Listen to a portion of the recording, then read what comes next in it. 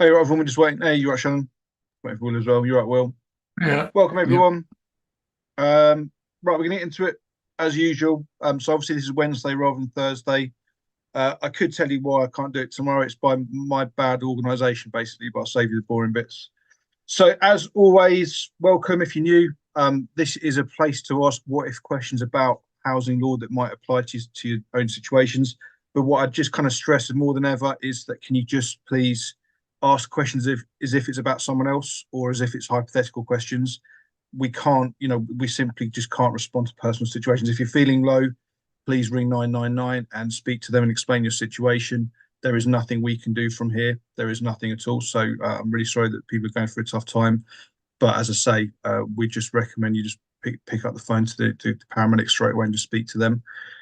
Other bits and pieces for the week. This isn't legal advice, so we're doing our best here. So we're just trying to explain situations that are going to, hopefully can help people out.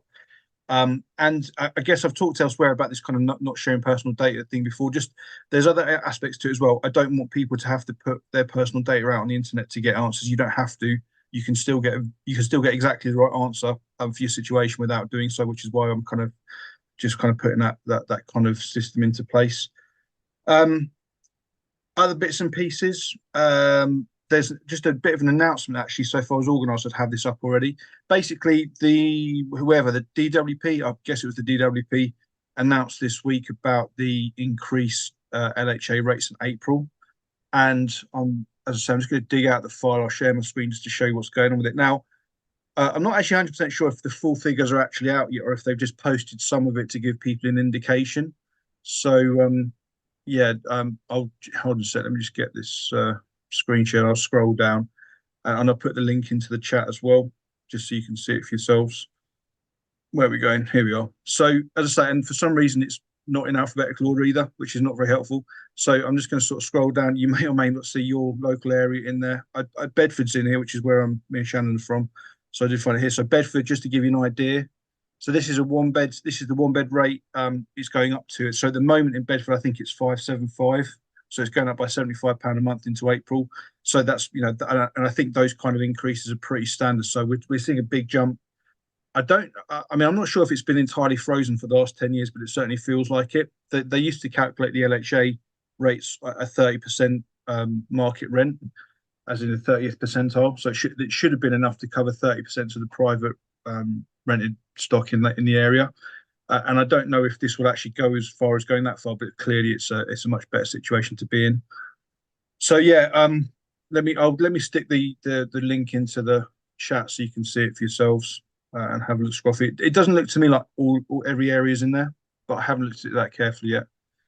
It might well be that they're actually going to announce things properly a bit later on.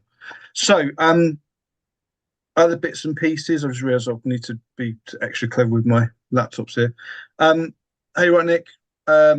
So yeah, Shannon, would you have to dig out that link because I can't multitask, can I?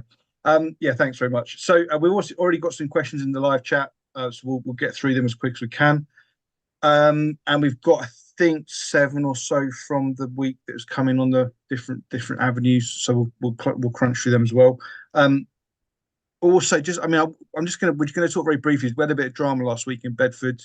Me and Shannon did. Will was blissfully unaware. But basically, me and Shannon had met up just to do some admin, and we found out that it was the housing committee that night, which was unusual because it's usually every 2 months. And it was, a month, whatever.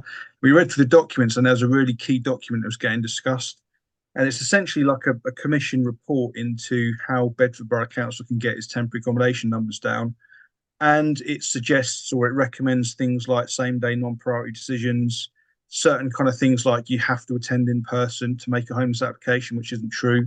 Um, and I think it gives the exemption of disabilities, but there are other situations where actually, you might be very reasonable that you're just not able to get there. And a few other bits and pieces as well. So it kind of leads us on to, I thought, just talking very quickly about same day non-priority decisions. I'll give you this is because I asked a question in the housing committee last Wednesday. They tried to talk me out of it, but I asked most of it. I reserved a little bit of it because I thought I might get in trouble for libel. So um, Yeah, but this is so we're going to meet with the council. This is the kind of situation I'm talking about. So back in Bedford in 2017, so we'd submitted this report to the local mayor and the MP about loads of failures around domestic abuse survivors, how they've been left homeless, and there was a live case at that point. So basically, this lady, I won't go into too much detail, but she had serious internal injuries following a domestic abuse assault. Been in hospital. Police had basically they'd actually tried to prosecute without her, because sometimes police can prosecute without the victim actually having to do anything. But I don't think they had quite enough evidence. I think they needed her to press charges, and she was too scared to. So she'd been in hospital.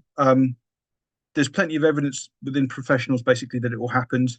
She made a homeless application on the Monday, and we still don't know to this day what was really said. My guess is they just gate kept her square and fair and simple.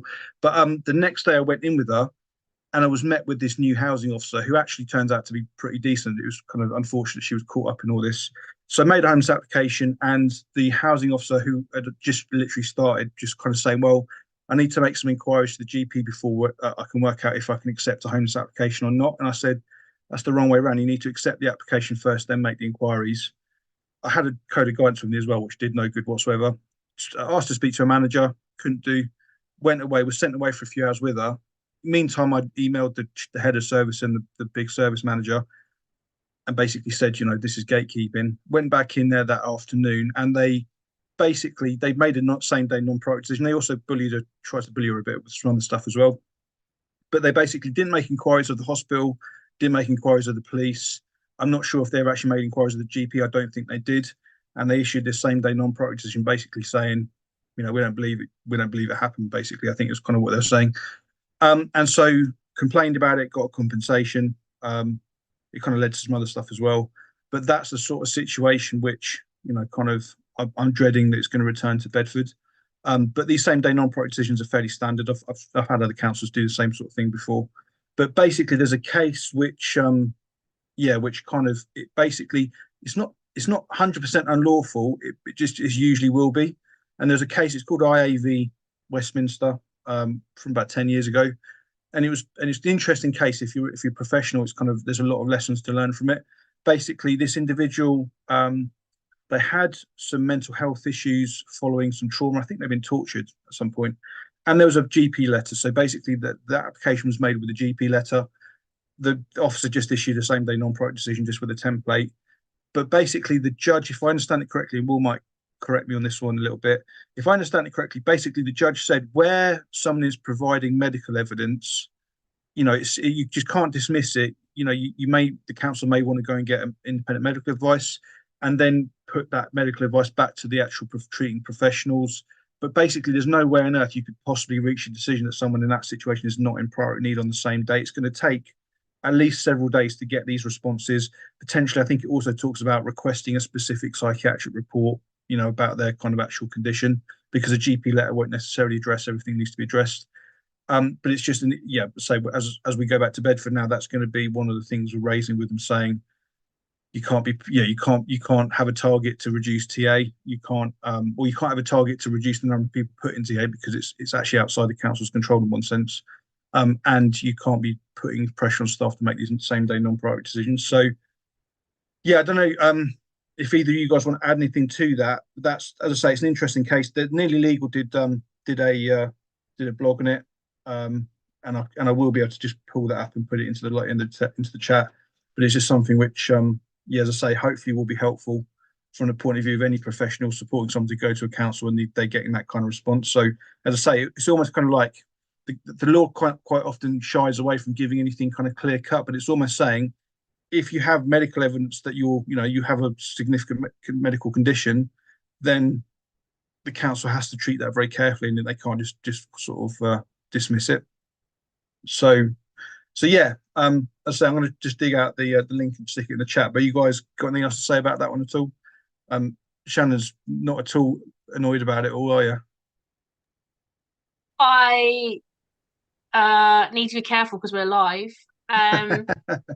No, I think I'm actually really hurt by it all as well. Like, I think I've tried to be really compassionate about housing officers, about the system, and understand the pressures and build those relationships with people.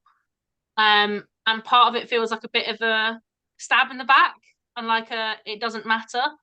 And as someone who, yeah, has sat in those housing options interviews and been disbelieved, been gate kept, being treated like rubbish, it is personal to me. And so even though I've worked in it and I've seen housing officers in a professional way sort of laugh at making non-priority need decisions and stuff, I'm just quite hurt and angry. I'm fed up of, you know, us homeless being told that we're claiming things, that we're out on the take and what have you. So yeah, I also think it's interesting the lack of transparency around it all. So obviously this report was started like I think they said they started interviews in like September, October last year. But it never once went to the housing committee. So and it was the first time going to the housing committee for this extraordinary one. So it all just feels a little bit hidden. Um, which my understanding is democracy shouldn't be hidden and shouldn't be sort of behind closed doors. So I'd be quite interested to know like actually the processes around that as well, moving forwards. But yeah, I'm probably not going to say much more on that.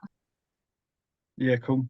Yeah, I mean, there was a counsellor as well in the meeting that kind of raised this kind of potential unlawful stuff as well. But yeah, so I don't know, Will, if you kind of recollect that case from a long time ago. Anything else that stood out to you about it? Or you're on mute? Oh, Will, you're on mute. Can you hear me? Sorry, it's 11 years ago, that one, so it's taking me a little while to refresh my memory. But my gut feeling is that things haven't changed very much. It may not be an instant non-priority decision you get, but the formula that was followed in that case is remarkably like one I was just working on this afternoon from a decision that was made a couple of weeks ago. So you give them all your medical evidence, and then they send it all off to Now Medical. Now Medical put in something almost word for word like is quoted in this case. They don't actually say not vulnerable. They say things like nothing significant. Because if they say not vulnerable, it's obvious that they're doing the assessment. But really, they are doing the assessment, and you can see it then just gets copied and pasted into the decision letter. So they make two mistakes there. One is, and they often ignore the GP report. So if a GP says, my patient is very, I'm worried about suicidal behavior and depression and a deterioration in mental health will be caused by housing, they just ignore that. And they get some guy that's never met the patient, let alone examined them, say, no, nothing much going on here. And the other problem they have is they keep falling into it, is they're expecting applicants to prove their case. So you'll say, you've submitted stuff and I've considered it, but that's not how it goes. They should be actually actively making inquiries to try and help, especially after the 2017 Act, which says there's a bit in the Code of Guidance now saying you should carry out sympathetic inquiries. You'd almost certainly need a face-to-face meeting, and you should think about the Care Act. But no, nothing much has changed. And that you can basically, I have this weird phrase used in the letter that I was doing today, where somebody's suffering from a mental health problem, they say, aha, you haven't been referred to mental health specialist services. And the guy on this case had been, in my case today. So they said, you don't need, they used this word, sort of intensive intervention. And I was trying to think what that meant. And then they also said, when it said he's had a history of suicidal ideation, which the doctor said could be made worse, they said, you're not actively suicidal at the moment. And I had visions of what does he have to do? So he'll be running around the office sort of trying to hang himself from the nearest, So you almost, and then they even did the classic one. You managed to make it to your appointment, so you can't be mentally ill. And so you've literally got to be in a coma before these, and hopefully then you wouldn't be applying anyway because you can't actually make an application. Then they'll say you haven't got capacity. Yeah. So it's a sort of mind bending exercise, but it hasn't changed at all, I don't think. I mean, if anyone comes across those Now Medical letters, if you look in a small print at the bottom of the page, it basically said, like the last bit of the small print says, Doctor whoever has not seen this patient, has not examined this patient, and has not seen the medical records, and yet they're actually giving diagnoses in these letters. It's quite. I've trained some medics before, and they're like, yeah, this can't be ethical, but they still do it anyway. And on that point, so there was a case with Bristol Uni where someone with autism committed suicide, and Bristol Uni were found to have done more. And so in the court, there's an update on the case today. It's Dowey Street Chambers running it. I only saw a little bit of it, but the judge said someone saying something is evidence. So if they say they are, have a diagnosis, that in itself is evidence. If they're saying so, whereas counsel say, well, it's just you saying that, that's not evidence. The judge has basically said, no, that is evidence. If someone's saying, saying some kind of circumstance or whatever, explaining something, that is evidence in itself. So, yeah, so with Bedford, we'll see what happens with it, really. But we'll be raising this sort of stuff with them at various points in the next few months, I'd imagine. Anyway, cool. Right, let's get actually into some questions now. Thanks for bearing with us, guys. But as I say, hopefully that's of interest to people out there in terms of how vulnerability assessments actually go on. So, where are we up to? So council say they can't provide interim accommodation due to a conviction of arson, as no housing providers can accommodate with conviction, and they're blaming this due to insurance reasons. Can the council do this? So we're assuming here that someone is in priority needs, or there's reason to think someone might be in priority needs. So the Section 188 duty is actually kicking in. So again, jargon. Section 188 is the duty to provide interim accommodation if there is reason to believe you might be homeless, might be eligible, might be in priority need. And it doesn't obviously mention arson convictions in the law. So the council's duty to accommodate is absolute. In one sense, there's various ways of arguing it. You can argue that they should have accommodation which is specifically there for people with conviction of arson, because their homelessness strategy is supposed to set out, how they're going to meet the needs of people approaching the service. And it's not unusual for someone with an arson conviction to actually, present as homeless. It's quite, fairly common. I work with quite a few cases like that. All I can say with the cases I've dealt with is I've raised that as an issue, and they've found somewhere eventually. So they can do it. The other thing to bear in mind with arson is, what sort of arson are we talking about here? Are we talking about somebody set fire to some bins when they were 12 years old and that conviction stuck with them, or is it someone who's, arson with an intent to endanger life, whatever, which is much more recent? But even then, so I work, if I can go into details, I work with people in that sort of situation where it's a very active risk, and yet the council was able to find accommodation when they want to. So I think my advice would just to request that from the council in writing. Are they going to put it in writing that they won't house this person, that they have a duty to house, and see where that kind of gets them to. So unless anyone wants to add anything to that, I think that's the short answer anyway. As I say, if you're going to start challenging council, this is quite a difficult one to start with. But they have an absolute duty to house people in certain circumstances, and at no point in the law does it say except where they have a conviction of arson. So they've got to do it. Next one. Someone who basically long-term sick in a wheelchair, been hotel surfing for over a year. Each time she's moved, I'm guessing we're talking about a council's put her in TA, and they're moving her around multiple times between two counties.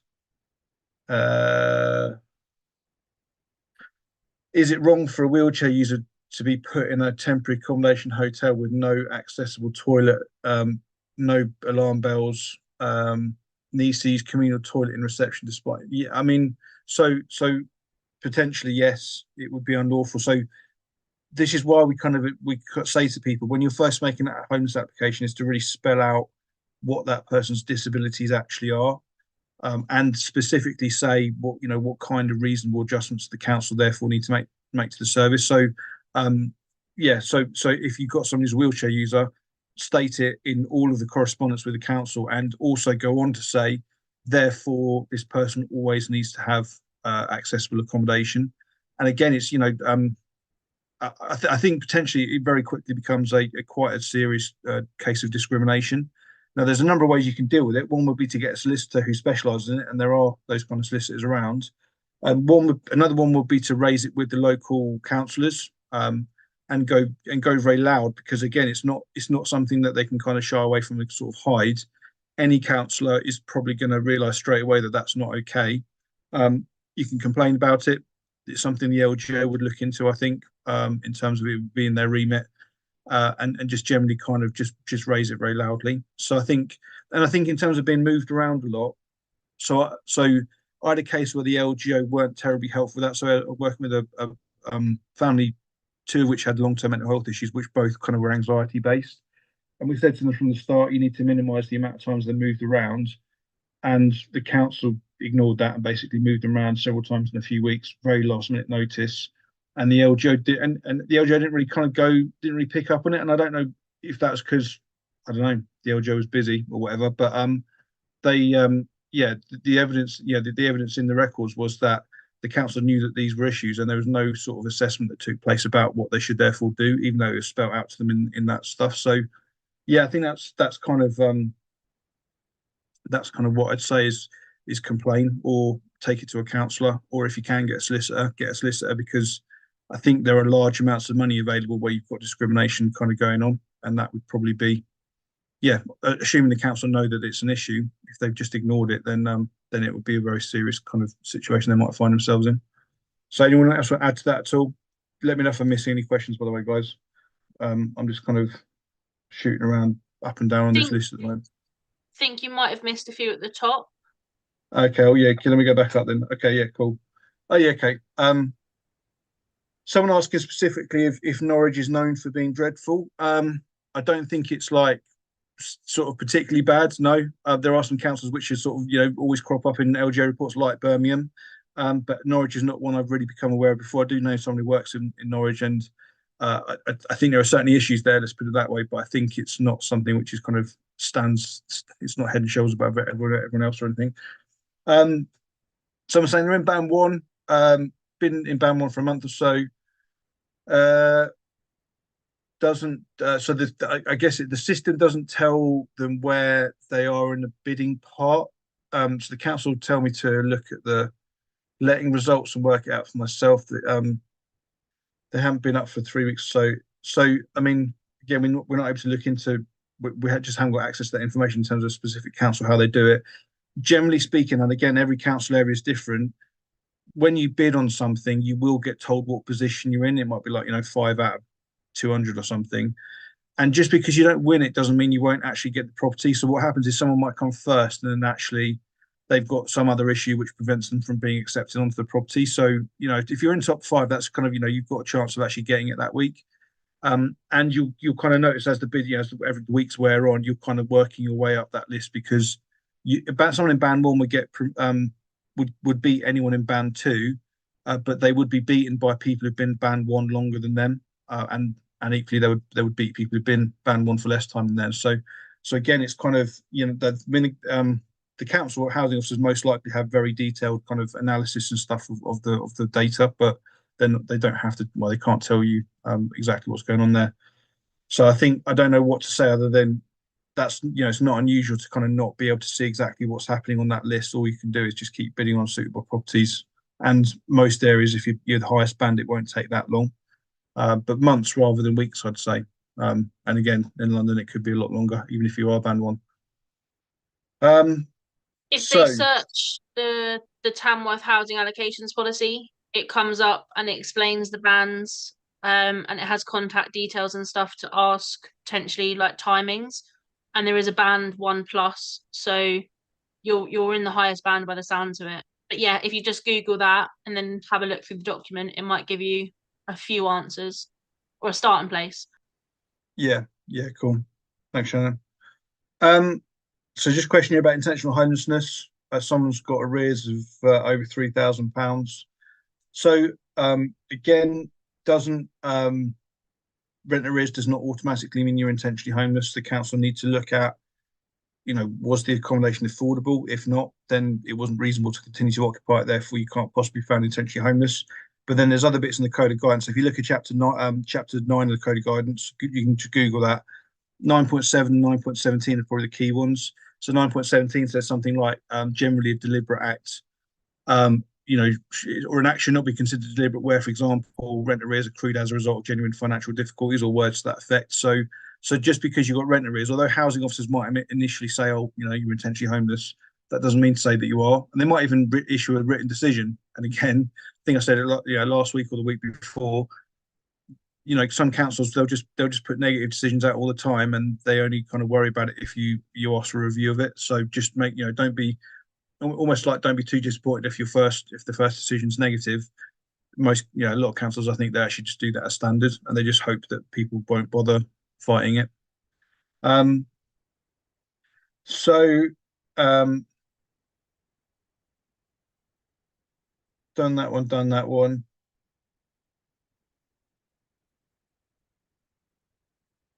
Okay, so I'm just going to try and make sense of that one. Whilst I'm making sense of that one, let's just go to the ones that are coming during the week, so we can kind of just catch up with that. So first question, would being a pensioner receiving a Section 21, soon to be homeless, and also having a disability on higher rate PIP qualify as a priority need? Almost certainly yes, but there's no automatic. So there are automatic characteristics for priority need, like being pregnant or having dependent children. Health issues and age are in the vulnerability kind of category. What that means is there is no single health issue or age limit that's set out in law that says anyone over this specific age limit is suddenly vulnerable. So someone who's on high rate PIP, it's probably got quite a significant disability, and someone who is a pensioner, I'm guessing we're talking about someone over the age of 65. So although 65 is not like this set of cut-off, if someone is kind of older than 65, it would kind of tend towards someone being vulnerable because of their age, basically. But it's all case by case. It depends how that old age affects you. I kind of use this example a lot, so forgive me for repeating myself. But Ranulph Fiennes, who just a couple of years ago walked across Antarctica, he's in his mid-70s, I think. You could argue he's not vulnerable because he's fitter than most 20-year-olds. But you might have a 50-year-old who actually, because of the combination of their age and other health issues, makes them quite frail, and therefore could be vulnerable. So the key thing is in this case, it's probably a case of looking at what those disabilities are. And again, having a disability doesn't unfortunately equal being vulnerable, but you basically identify the issue. It could be a number of things, really, I guess. Crucially, you're basically you need to show why being homeless would make that significantly worse and lead you to harm that a healthy and robust person would not suffer. So the exercises, you compare your circumstances with a hypothetical healthy and robust person, which has nothing. They have no disability. They're 30 years old, whatever. So you're comparing yourself against someone like that, and if there is a significant difference, then you are going to be in priority need. So it's and I think councils generally, I mean, you guys might have seen otherwise, but I think pensioners generally would not be, a bit like veterans, I think councils would tend to be less likely to treat those groups of people badly. But I've seen homeless pensioners before, so it does happen. Okay, and then so next one. So someone's just wondering if the council authorities look into any safeguarding issues when their tenants is a domestic abuse victim, and is also giving up the tenancy because of it's unaffordable and overcrowded, but could be at risk of further domestic abuse. So I mean, domestic abuse is a really big kind of issue within housing law, as well as all the things we've said in previous weeks about domestic abuse and how it confers automatic priority need and all that sort of thing. If you're homeless because of it, when you go to any professional really, and you tell them that you're being abused, or you might not even use that term. You might say, well, I've got somebody, they keep taking money off me. So you wouldn't even need to recognise it's abuse yourself. They would all have had training to recognise signs of abuse, and their local policy will say something like, as soon as you become aware of concerns of abuse, you must report it. And that was on the back of a number of serious kind of professional failures back in the 2000s. But where Victoria Climbié was issued as a child rather than an adult, but I think it was like 95 professionals knew that she was being abused, and the only ones who did anything was the taxi driver and a nurse, a random nurse, basically. So that was kind of all this kind of, these safeguarding policies are there to make sure that sort of thing doesn't happen. So housing officer, if you go to them and say, I'm experiencing domestic abuse, they should not only take the application and find you in priority need, but they should also be raising an adult safeguarding alert with your consent. And there's not really any reason to not give your consent.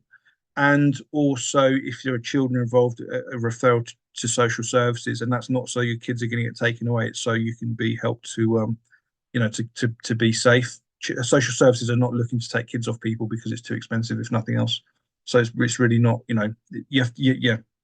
have to be very serious incidents where you're going to have children removed from your care. Being homeless is not one of them. Although, and again, I think even the practice where social workers blame the victim, the parent who's the victim, for not ensuring the safety of the children, I think is stamped out within sort of local or recent best practice. So historically, social workers would kind of blame the mum for not, stereotyping here, would blame the mum for not fleeing earlier or something. But that's I think if you actually challenge that, that's just that can't stand up. So yeah. And then one more from the ones from the week. Shannon and Will, interrupt me if you've got anything else to add to it or anything. Someone's made a homeless application to the council. They've complained to the council about overcrowding, income and poor living low income and poor living conditions. But the council officer keep telling you you're not homeless. And there's also disrepair issues as well, but that's been sorted out by the housing officer, so the landlord's going to do it. So this is just a question about overcrowding, which is, basically just because you're overcrowded doesn't mean you're legally homeless. So there's like a formula, there's two formulas actually, I don't know why there's two, as to, kind of how calculating whether you're overcrowded.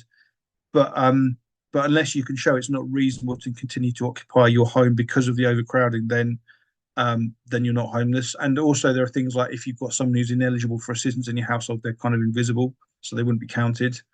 And also it's something that councils can compare your household to other households in the area. So if you're in Tower Hamlets and you're kind of, you go into a council because you're overcrowded, they would treat you differently if you're in the same circumstance if you went up in like County Durham or something, where there's far less overcrowding, I'd imagine. So yeah.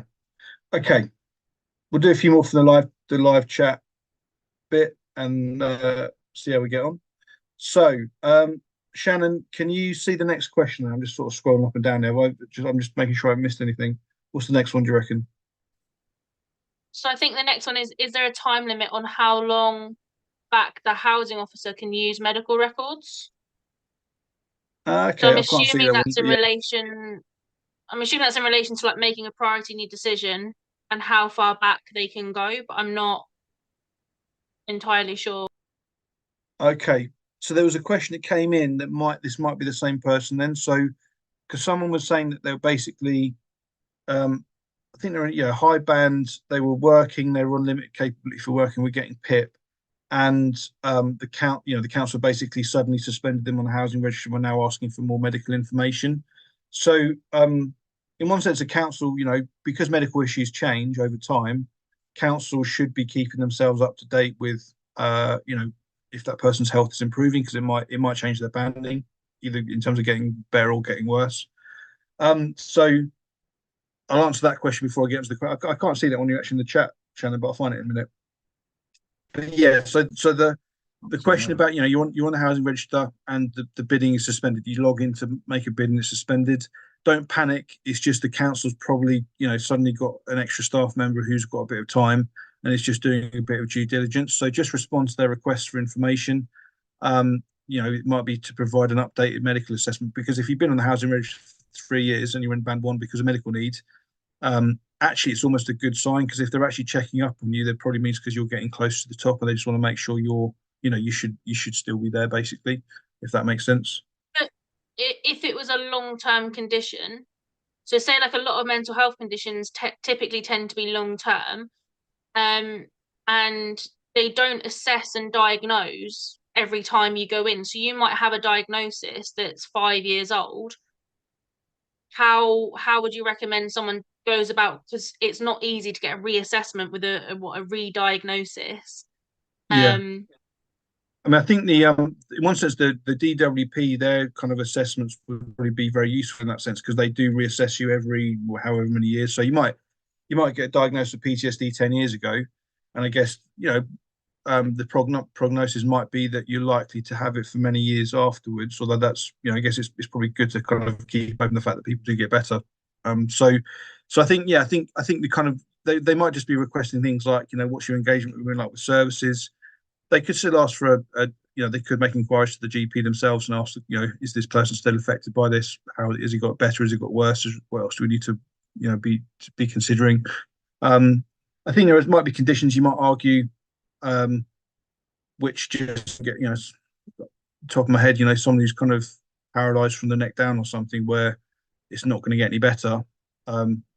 Yes, I think they might not need to reassess those, but the point is, I guess you'd still want to have like an up-to-date assessment of what sort of accommodation that person needs, as well as the kind of banding. So yeah, I think that would be my guess of what this kind of situation would be about. Now, does that I'm trying to how I can't see that question for some reason. I couldn't So see that it. was by I mean, I'm now struggling to see it. Yeah, it might I have have been not made retracted. that question up. It was in there. Yeah, Oh it no, I might can be. see it. I can see it. Oh yeah, Yeah. no, I've got it. Yeah, I've got it. So yeah, Where so is someone it? on the housing register, have asked for a review of my housing application. Council only increased some points, but no band change. What can I do? Okay, so uh, some councils, their banding system is based on points. Some of it's just more or less complicated than that.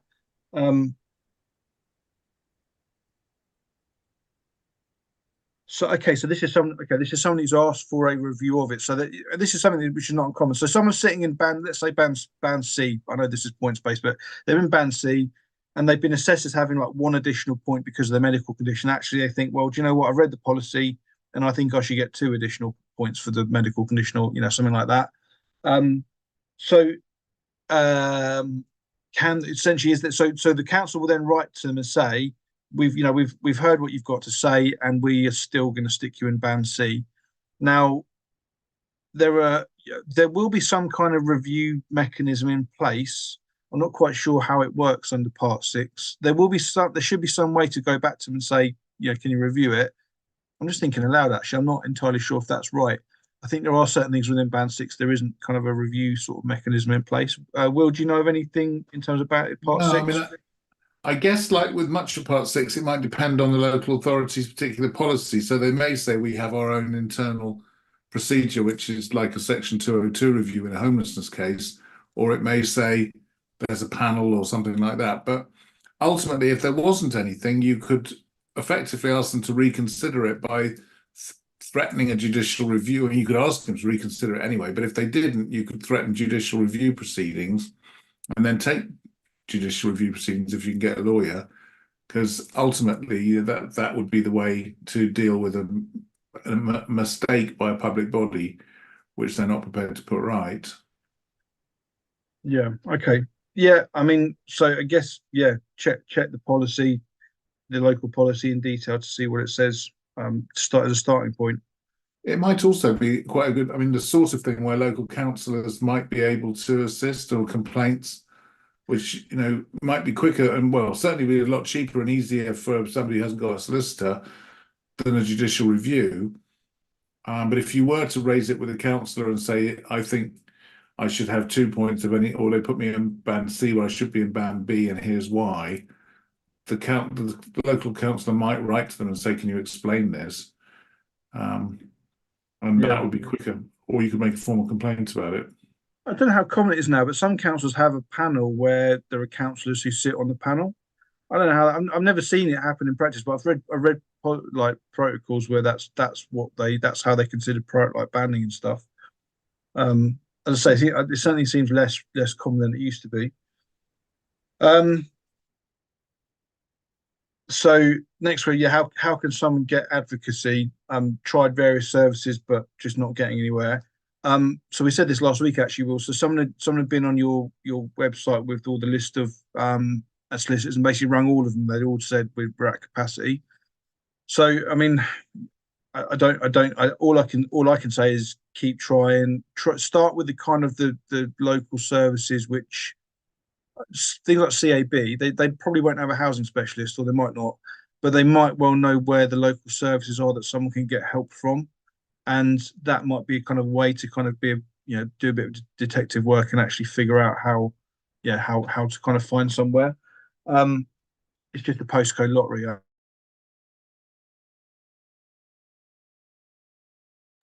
think Mike's frozen there for a moment.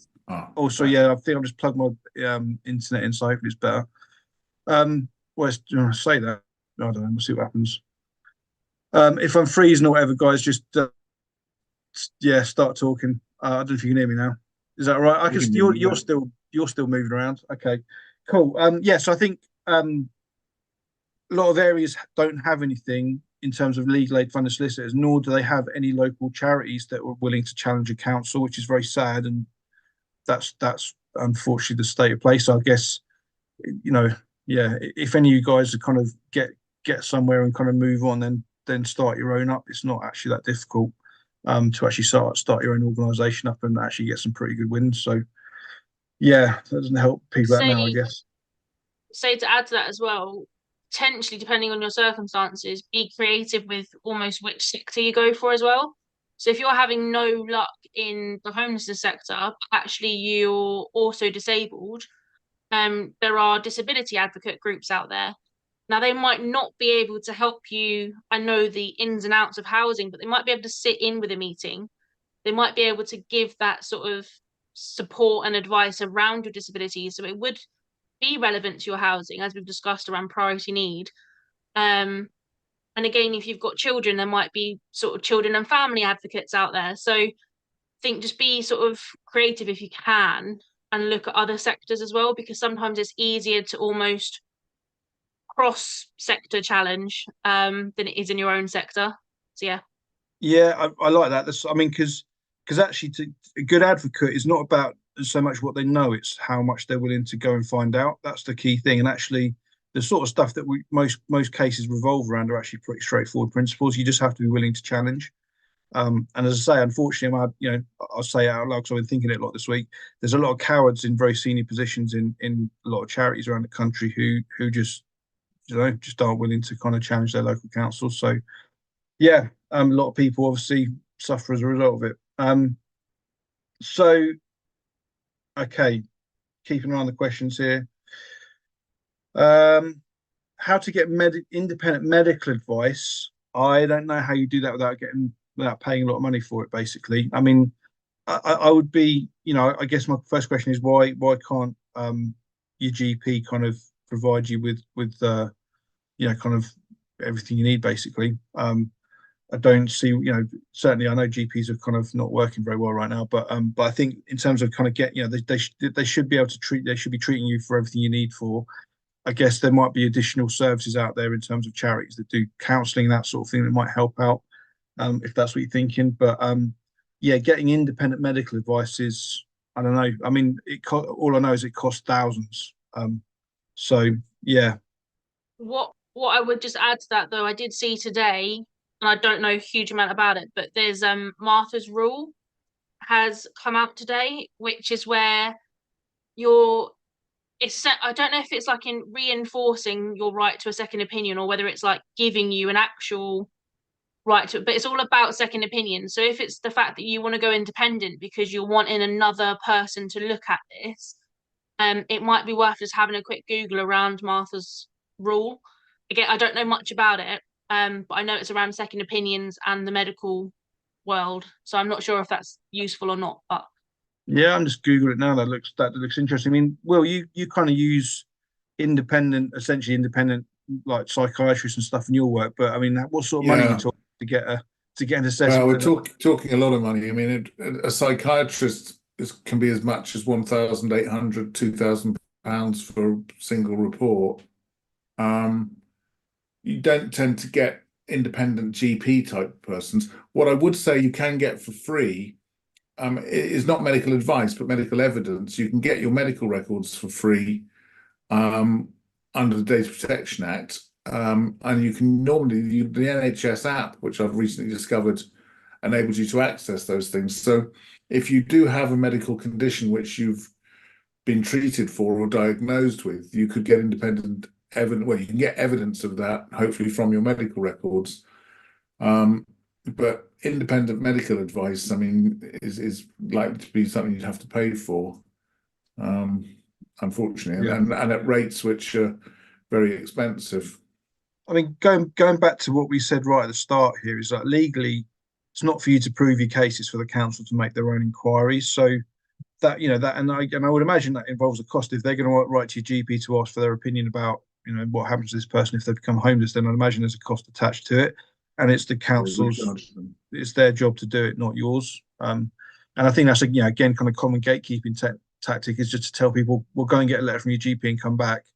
Well, that's going to be 60 quid, which you don't have. So you don't actually need, you don't necessarily know what you need to get back. Just a letter from a doctor doesn't do anything on itself. It needs to be addressing what happens to you if you become homeless, certainly around priority need. The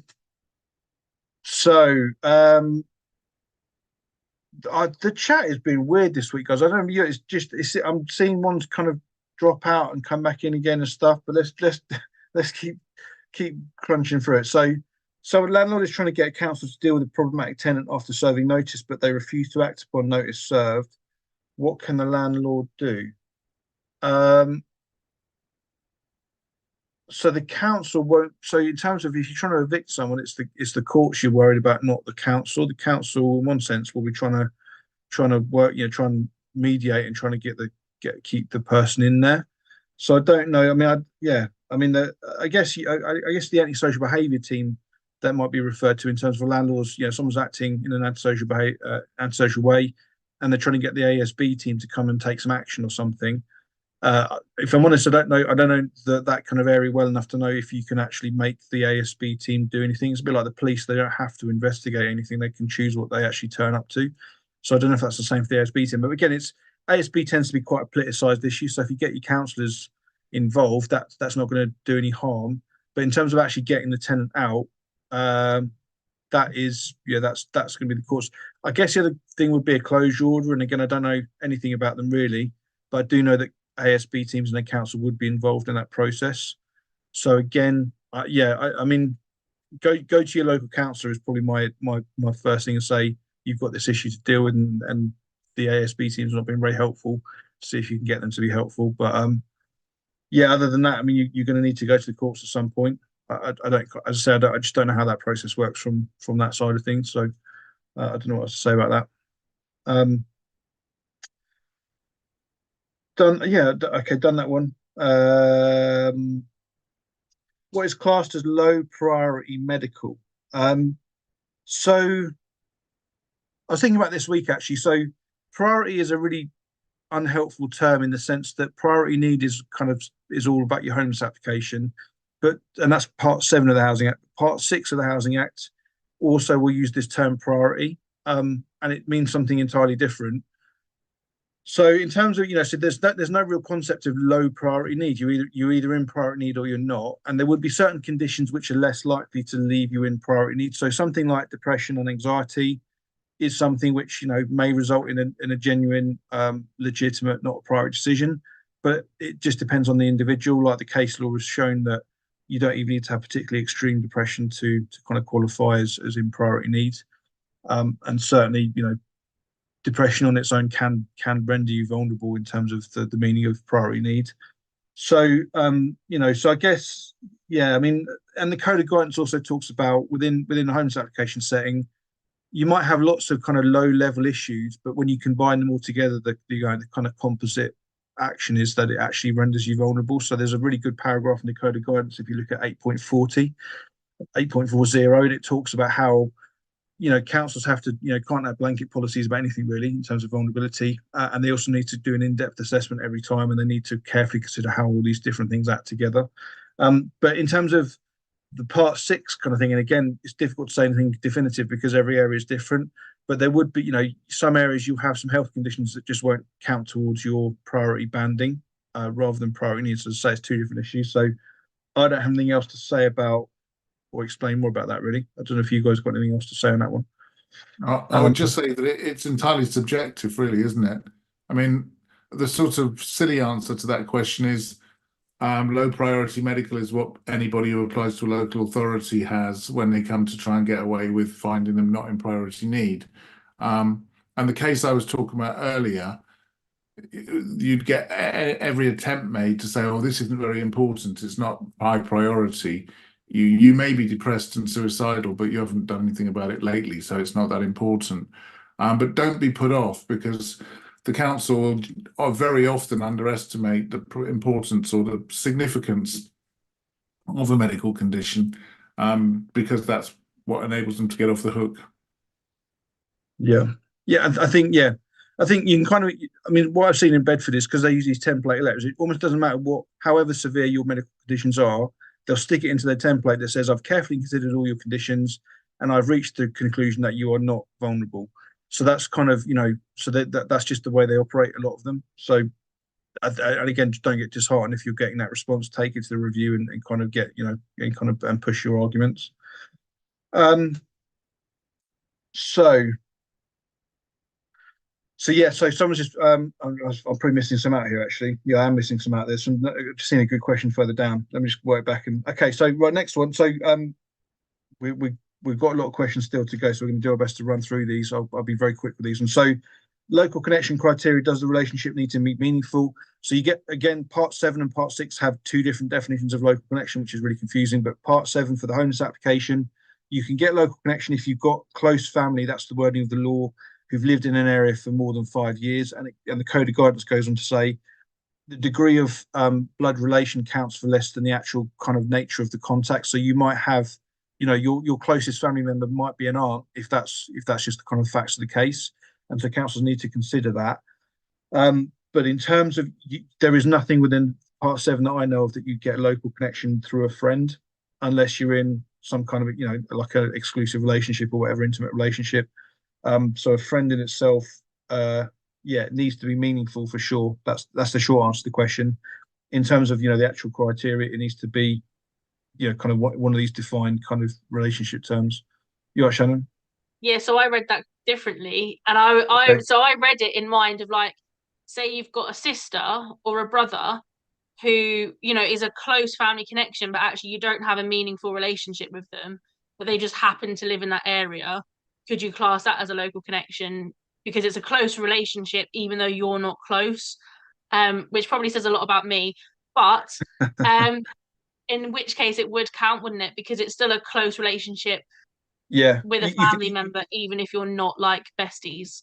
In that situation, you could actually have it both ways. So you can basically say, yes, I've got a connection because I've got a sister living in this area. But it's 10.9 of the code of guidance, or 10.6 basically says council should not identify local connection unless it's somewhere the applicant positively wants to live. So you can basically say, well, I've got a sister over there, but I don't want to be near them. So they couldn't refer you back on the basis of that alone. So yeah, check out chapter 10 of the code of guidance to see a bit more about that.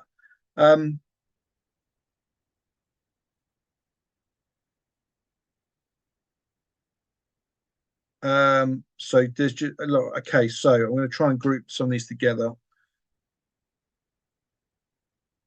So again, so there's someone just asking specifically about a question about the housing register, and the answer is we don't know. You need to check out your local policy, which is all different. So again, just to kind of state the obvious, because it's not obvious. Part 7 of the Housing Act, so your homeless application process and the criteria is all the same across the whole of England, not Wales and Scotland, but whole of England. Whereas your housing registered direct kind of application route is different in every single area. And there are kind of sort of patterns you see in different areas, but there's no kind of one size fits all at all. So if you Google your local council's name plus housing allocation scheme, you will see their policy for assessing people, and you'll be able to have a look through that in terms of. I've got some kids outside having a good time by the sound of it. But yeah, so sorry if you hear that. But yeah, so just check out your local policy. That's about all we can say. Someone just kind of making a good point here. So sadly, safeguards achieve nothing. So some abuse within services, but no support. So I kind of mentioned safeguarding stuff earlier. You're absolutely right. A lot of the time, it results in absolutely no useful thing at all.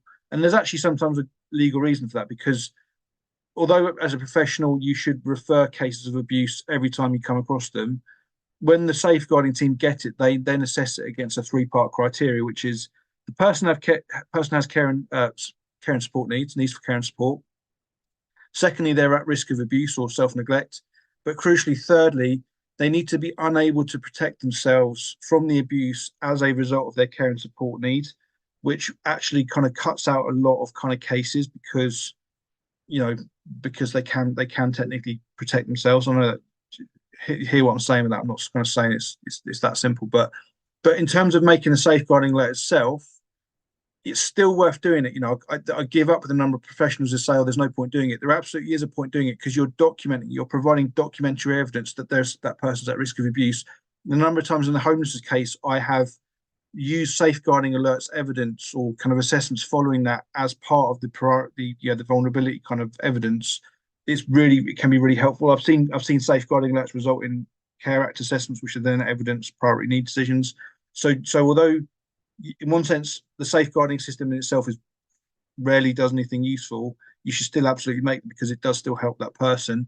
And on the same kind of note, there's loads of police stuff, like I've talked about before, like stalking and harassment orders, which are like 28 days, and you're like, well, for a person who's being stalked, that's no comfort at all, really, because the perpetrator's just going to continue at the end of it. So there's a lot of stuff police just not able really to actually do a lot of the time. But that doesn't mean to say there's not value in going to the police or kind of reporting stuff to the police or a specialist police team or whatever.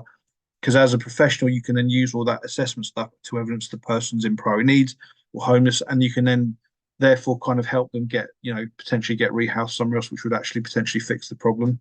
So yeah, no, I hear what you're saying, but it's still worth doing for 100%. Yeah, so just someone echoing that as well there.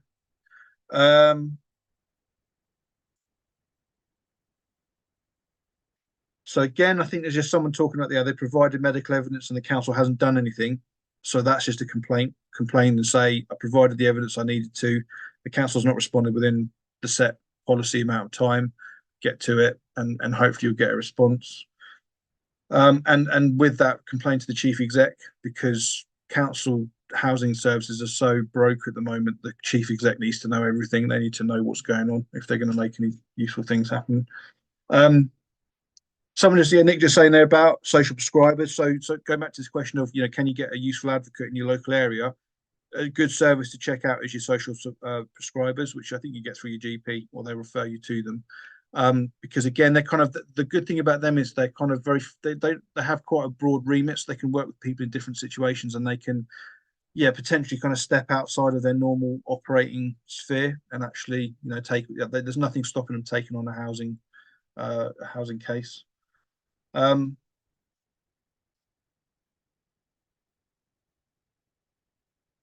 Okay, it's just previous info there. Just check out the live chat on that.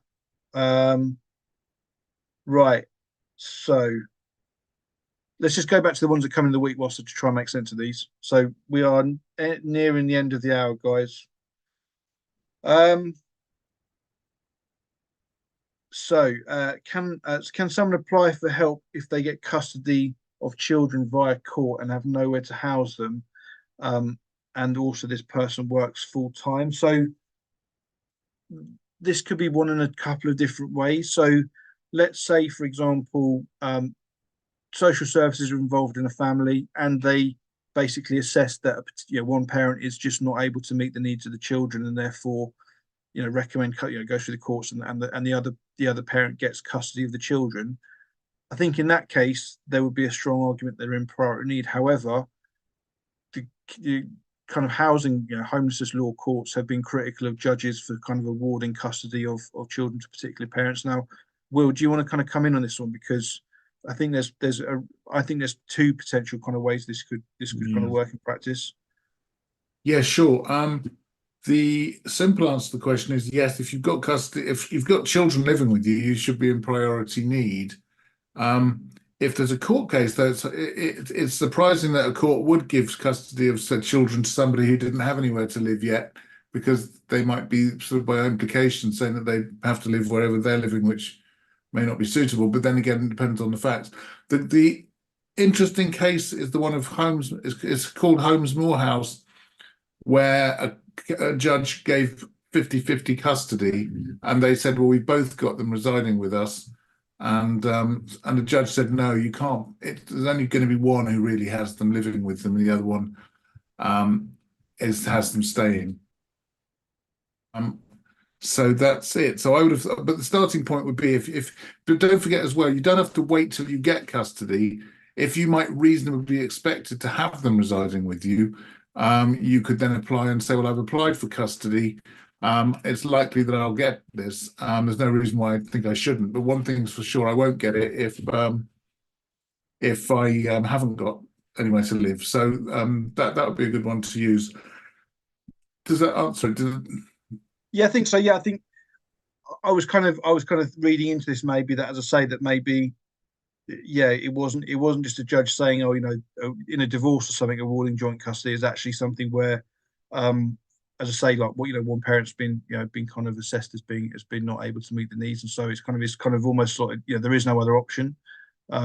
So yeah, okay, but again, yeah, yeah, without knowing more, I guess it's difficult to give a definitive answer. Um,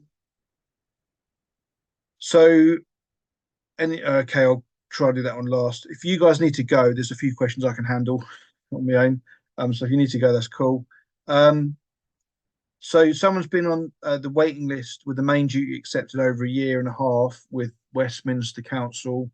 They're self-employed, have disabilities. Okay, so this is a question I think I've already touched on. So have disabilities, limited capability for work, with DWP and PIP.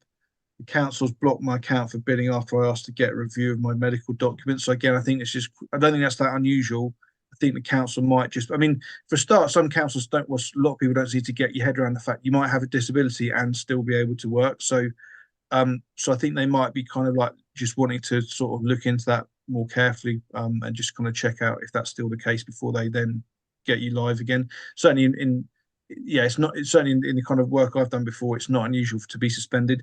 All you just need to do is just basically respond and kind of in a timely manner. Don't leave it. Just get back to the council, find out what's going on, and then supply the documents they want, and then they'll just make it live again.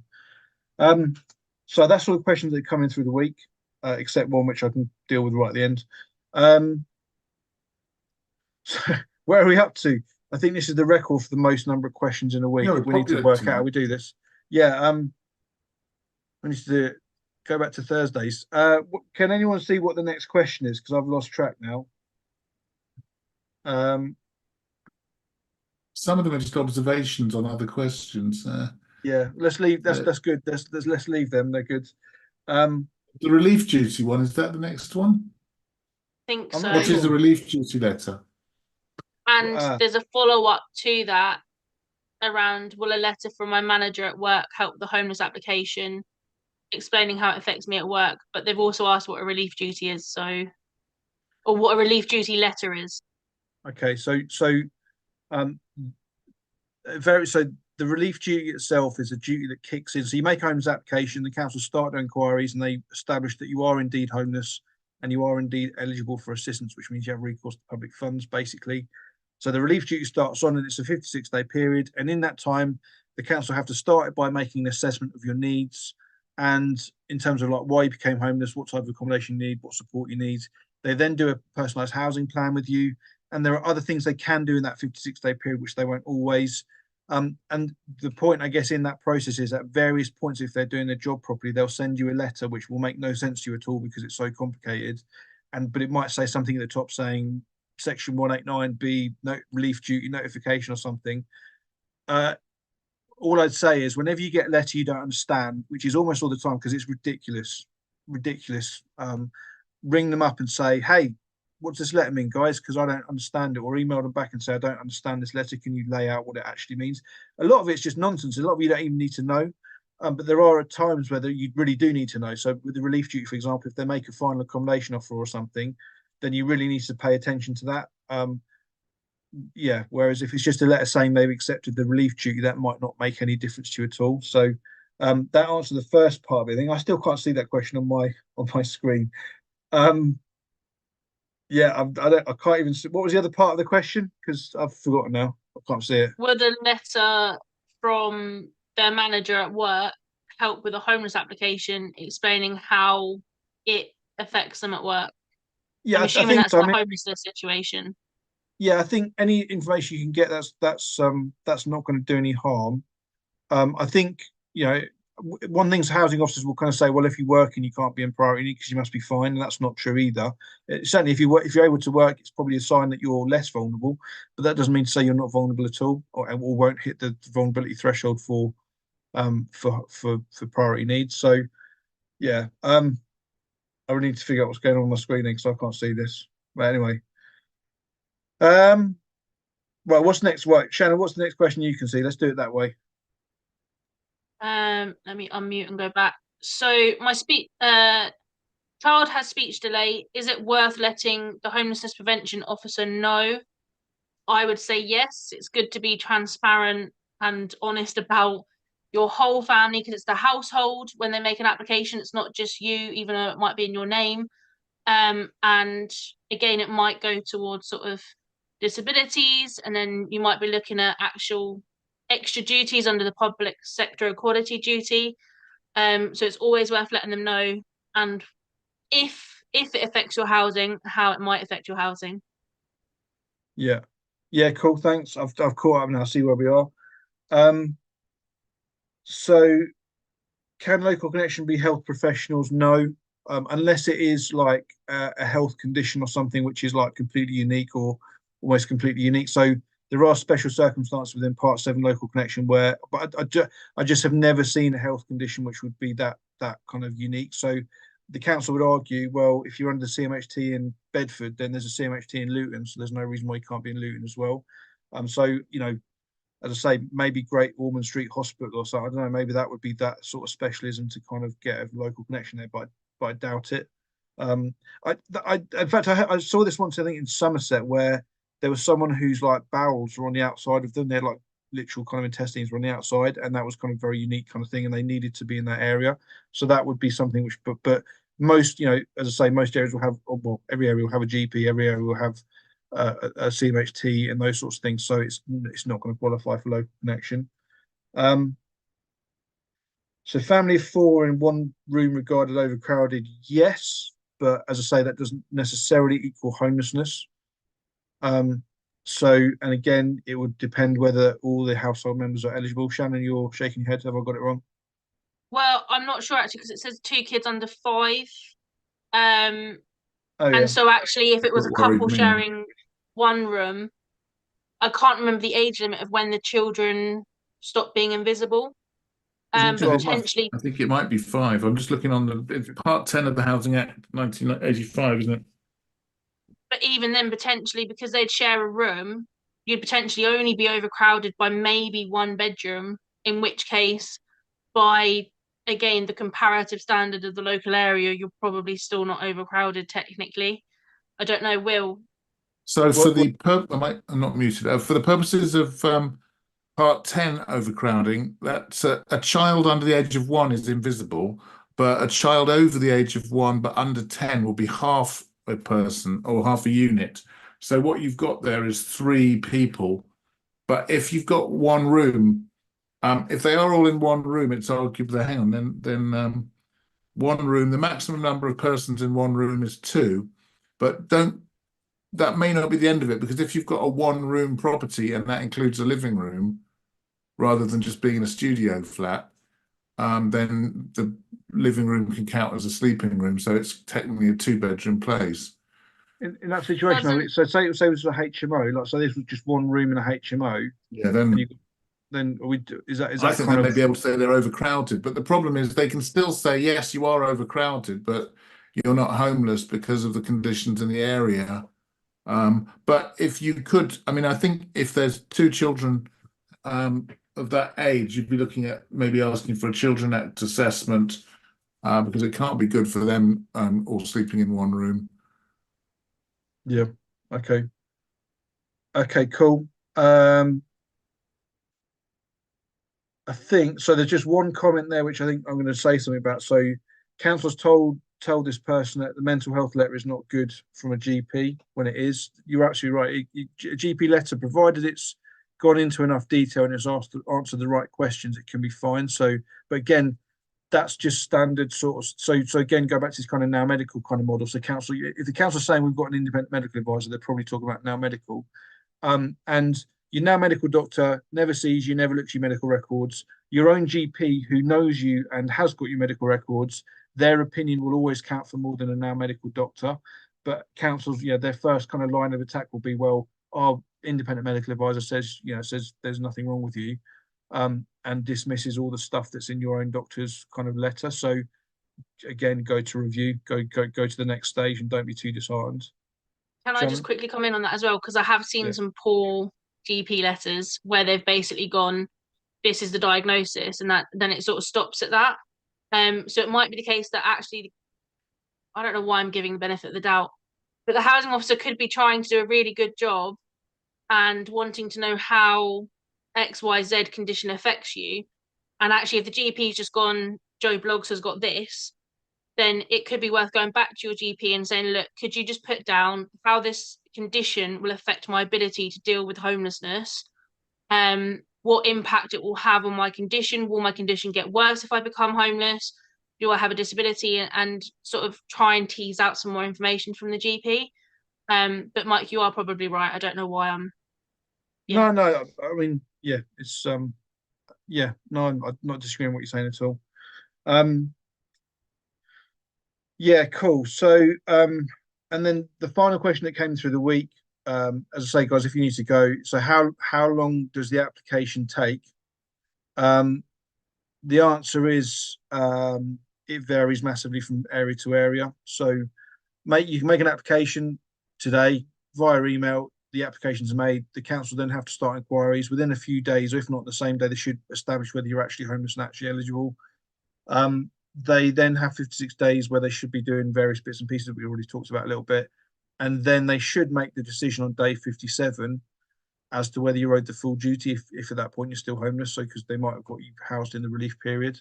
But it's not unusual at all for, we saw in this report that we talked about at the beginning, people in relief duty for over a year just forgotten about by the council because they just, the staff's in chaos.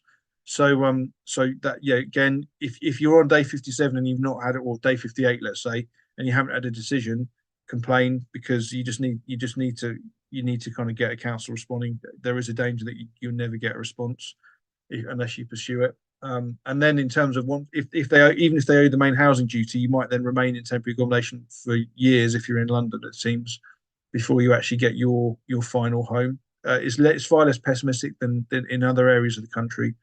So, if you get like an hour or two away from London and the big cities, actually the wait is nowhere near as long. So, yeah, we need to, again, kind of think about how we manage the number of questions. I mean, the questions are good, don't get us wrong, sensible questions, but we just need to figure out how we kind of do them justice. So me and Shannon will have a talk about that. We're back a week tomorrow, or I am anyway. You guys, yeah, Will's nodding, Shannon's nodding. So back to Thursdays next week. Keep the questions coming. Mm-hmm. We'll figure out what we're doing about kind of not rushing through things and actually kind of answering questions properly. But yeah, we'll figure it out and let you know. All right, guys, take care. Bye.